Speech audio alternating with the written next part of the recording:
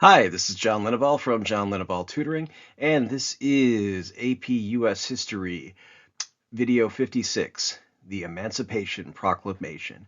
And remember, if you like this video, please hit the like button, please subscribe, and please share it with anybody who you think might be interested.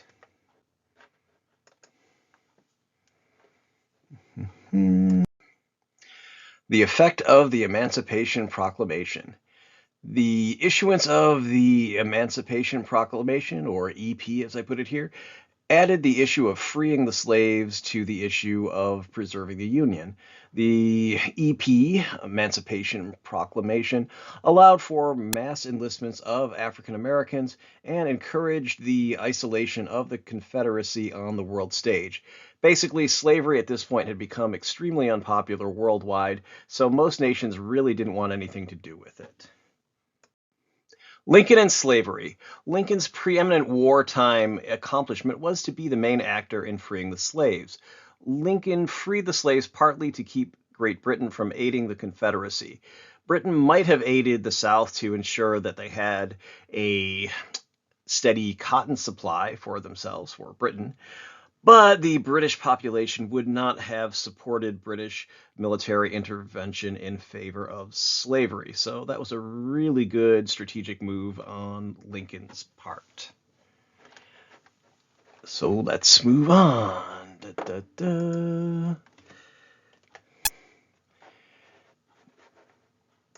Confiscation Acts of 1861 to 1862. At first, President Lincoln did not want to act against slavery because he was afraid that the border states that had remained loyal to the Union would secede and join the Confederacy. Lincoln also did not sign any of the Confiscation Acts in 1861 or 1862, but he also didn't veto them. So, since they had a majority in Congress, they were passed even without Lincoln's signature because he didn't veto it. So the acts were portrayed mostly as just military policies. Nothing to see here. We're just doing it, same thing we would do if we had any other enemy that we were attacking or that were attacking us. So the first Confiscation Act declared that Confederate slaves would be confiscated property as they were contraband of war. Makes perfect sense. You have something that's property, even if they happen to be human beings, you're not going to give them back to the enemy. You're going to say, this is something that you shouldn't even have, and, we're going to keep it. So that was great for the slaves because then they would be freed, basically. And the Second Confiscation Act authorized the Union's confiscation of slaves of Confederate officials. That makes sense. I'm not sure why they would need that in addition to, just that they were already contraband of war, but I guess they just wanted to make it official that, yes, if you are a Confederate official and we catch your slaves, we're going to take them and we're not going to bring them back. So let's move on. Emancipation Proclamation in 1862. Summer of 1862, Lincoln judged it was time for emancipation. Lincoln waited until after a Union battle victory. The battle was Antietam in September 1862. At that battle, or in that battle, I should say, the Union repelled a Confederate attack. The victory was a great opportunity for Lincoln to issue the EP on September 22nd, 1862, so that's what he did. The EP ordered freedom for all slaves in Confederate-held territory effective January 1st, 1863, but notice that the EP exempted slaves in non-seceding border states, so had to be Confederate-held territory. If you were a slave who lived in a border state where slavery was legal, this didn't really do anything for you.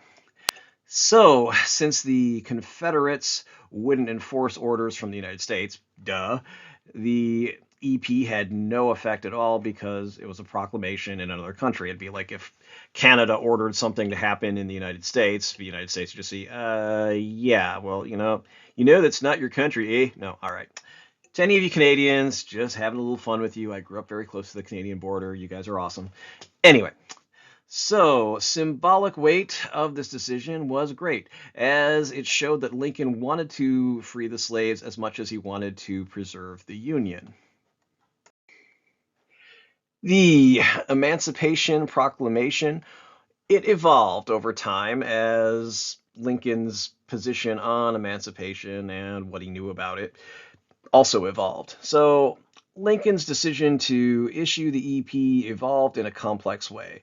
Civil War historians cite several factors. First of all, military considerations, ideological and political and moral decisions and ideas that all figured into the decision. While all these factors weighed into Lincoln's decision, the slaves themselves also played a critical part in causing the emancipation of the slaves.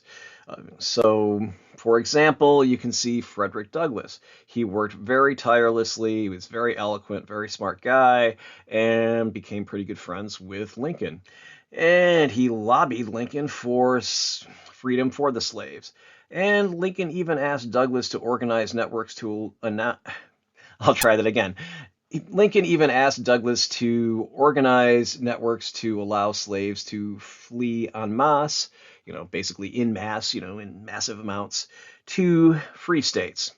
And you can find a link here where you can discuss that here, and I'll put it in the description below. And here's another link that you should look at. Those are really good things to look at. All right, so we're done for right now, but stay tuned for a little bit more information. And watching it. Did you find this video useful? Please like it and subscribe to my channel. Neither action costs you anything. You'll be alerted about my new videos. Why? It's really simple. YouTube doesn't let me share any ad revenue unless I have 1,000 subscribers and 4,000 hours, that's 240,000 minutes, of view time in a year. While many people are watching these videos, I don't have 4,000 hours of watch time in the last year. I do, however, have 1,000 subscribers, actually more than 1,000 subscribers at this time. So thank you so much to everyone who actually helped me out by subscribing. Ad money will help me make more of these videos. And speaking of ad money, if you've seen an ad during this video or my other videos, please know that I did not get any of the ad money, and I won't until I have the subscribers and view time that YouTube demands. For the same reasons, you are not only welcome but encouraged to share links to this video, put it in playlists, etc. I gladly read and respond to constructive criticism or suggestions for new videos that are also constructive. I reserve the right to delete comments such as troll posts or spam for obvious reasons. Nobody likes trollers and spam.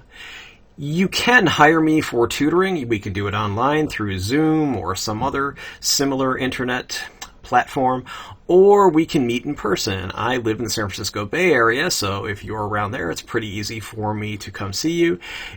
I do travel to other cities sometimes, so you can always contact me and ask me if I'm going to be in your city, and that's another way that I might be able to meet with you in person. Thanks for watching, and my contact information follows. You can contact me on Facebook, facebook.com/Linnaball Tutoring, all one word. Instagram, it's instagram.com/John.Linnaball.tutoring. And the phone number, this is my cell phone, 415-623-4251. You can always call me or leave a text message. Email, you can always email me at john@johnlinnaball.com. Website, you can reach me at johnlinnaball.com or johnlinnaballtutoring.com. They take you to the same website. And you can also find me at testpreparation.locals.com and at lbry.tv at John Linnaball Tutoring. That's a nifty little site, lbry.tv. My actual postal mail address is John Linnaball Tutoring at 1859 Powell Street, number 109, San Francisco, California, 94133. And finally, please note, this video is not a substitute for your classes, etc., or the text or anything else. This video is based on Barron's AP U.S. History Review Book, the 4th edition. Some of them it's the 5th edition. Anyway, or any other sources used in the video description, and my general knowledge of U.S. history. While these videos should all help you do well on the AP U.S. history exam, I can't be responsible for what your teacher thinks is important and asks you about on his or her own tests, homework, etc. Please, please, please read your class texts, and please pay attention to what your teacher says in class, because that will help you do well on the tests and homework, etc., that are not the actual AP US history exam. All right, have a nice day.